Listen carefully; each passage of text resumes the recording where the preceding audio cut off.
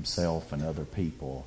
And some were children, and some were young people, and some were African American, and some were white, and some were old, and some were young. But at 5 years old, I was well versed in what nobody should be well versed in. And the part I was trying to come to grips with, plus being hurt physically, is being confused emotionally and mentally of what's going on, what happened. And he was in a rage. He was mad about something. I don't know if he'd asked me to do something and I didn't understand it and I didn't hear it, and he was a little more drunk than I would have ever been able to comprehend. I don't know what prompted it. But from that moment, life went downhill for me, because he was in a rage. He was all over me, slapping me around, cussing me, calling me all kinds of names, telling me I was worthless, I would never be worth anything. He had a partition wall down the center of that old garage where he had planned to build a wall that would divide the garage and eventually spray furniture on one side dust-free, and he would build furniture on this side. It wasn't finished yet, though. It was just a stud wall. And before he'd finished that afternoon, he had tied my hands to that stud wall. Little 5-year-old child now. Is there anybody in the room here that's 5 or 6 years old? Would you raise your hand real tall? Are you 5? You're 6. Can you come here just 1 second, honey? Because you're really pretty. I want everybody to see you. Okay. She's 6. Isn't she the cutest thing you've ever seen? 6. So that's 1 year older. Sometimes I need the benchmark from my own perspective. 6. So, boy, you're college age compared to where I was at 5. And before he was finished with me that afternoon at 5 years old, my hands had been tied to that stud wall. And when he'd finished his rage, and when he'd also finished with me sexually, I looked down to realize I stood in a pool of my own blood. I've said it over and over again. The movie alludes to it, that I'm not sure little children ever get over some of these things. Just as surely as you'd have taken Danny Wallace out back and buried him in my grandfather's cotton field, he couldn't have been any more dead. My heart went black. Overnight, a little 5-year-old boy became an old man. I spent my childhood trying to stay 1 or 2 steps ahead of the predator. I just wanted to survive. I just wanted to figure him out. I just wanted to always try to be outthinking him, to stay a little bit ahead. But as with every predator, and as cunning as the enemy is, just about the time you think you've got that bird figured out, he flips a switch and he goes in a different direction on you. I also, in the midst of all of those years, I married Lynn at 17. From 5 until 17, that abuse continued in one form or another. I told you when I was sharing my song that it was nothing for my dad to throw a fit, throw my food out, and take me out to where he raised hogs out at the corner at the back of our house, and tie me up to an old hog house, and I was to stay there until I ate what they ate. And oftentimes I'll have preachers say, "Brother, we want to take you out to eat. We want to take you out to eat somewhere." Shane Utley last week said, "I'm going to meet you for lunch on such and such day." He said, "Is Logan's okay?" I said, "Shane, when you hear my story, you won't ever ask me that again. You can take me anywhere in the world." Again, I look high maintenance. I am not. I said, "Stop me at the convenience store and open up some beanie weenies." I don't care. I don't care. I don't care. If you've ever eaten with pigs, it doesn't make too much difference with you where you eat. I'm really not picky about that. Lynn can tell you in 37 years, I don't think I've ever sat down to a meal that I complained about. I'm not somebody that looks at the meal when it comes out at a restaurant and complains and whines and belly aches and sends it back to be recooked. And there's nothing wrong with that. If you order something, you're paying for it and it wasn't cooked right, send it back. That's up to you. I'm just telling you, if you've ever eaten with pigs, it all looks good. And so you just don't get picky. And through those years, that abuse was intense. I'm going to give you this one little snippet so you'll understand just the severity and the depravity of his mind and how the enemy had my father's heart. Keep in mind, though, I'm this size. Little children don't understand and don't comprehend all of what's going on.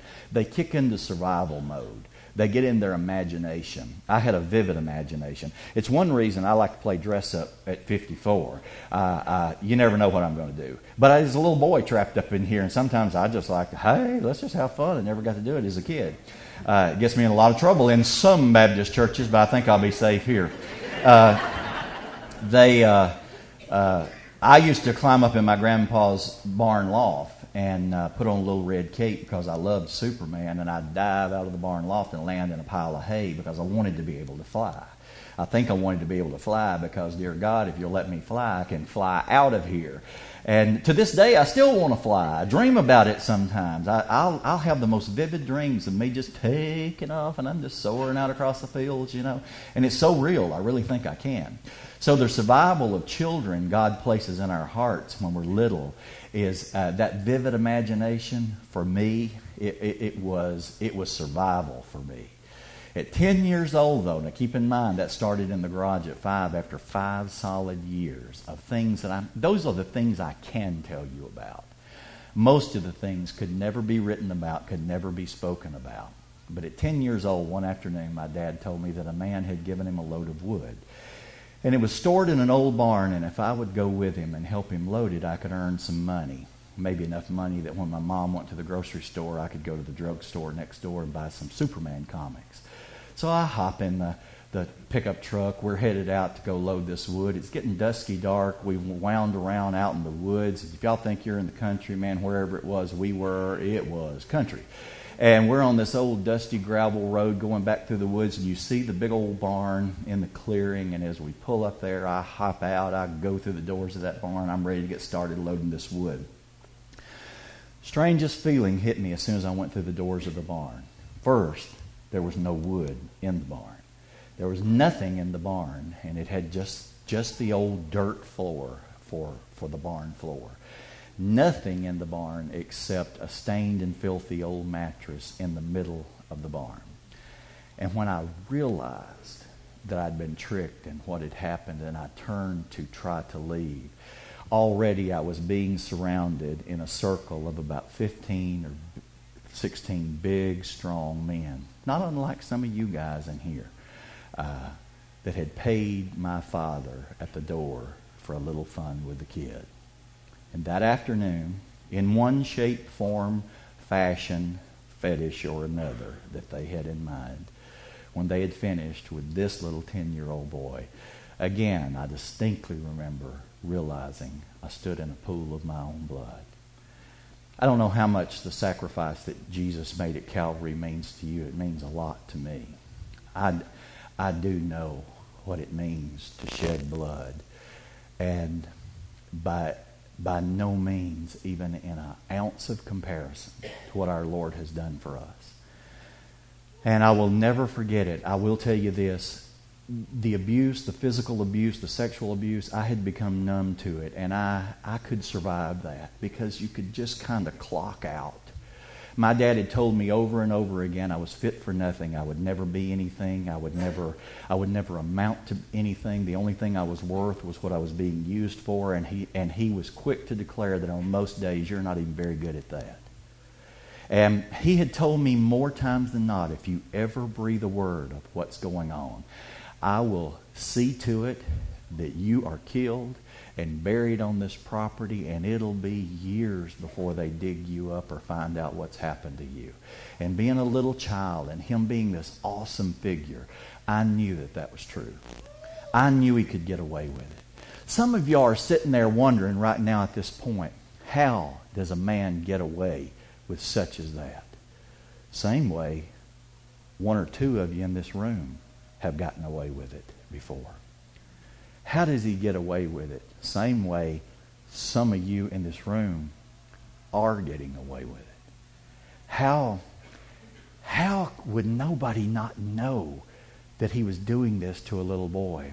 Same way your relative, your coworker, somebody at your school, somebody who's your best friend. Same way they're getting away with it. And you know that little bit of righteous indignation that all of a sudden just bubbled up in you, that my mere suggestion that somebody you know would do such a thing because you're waiting on that monster to come through the door? That's exactly how he got away with it. If you're waiting on a monster to come through the door, my dad was not a monster. All of my dad's life, this was the description of him. Until the day he died this past year, the week of Father's Day.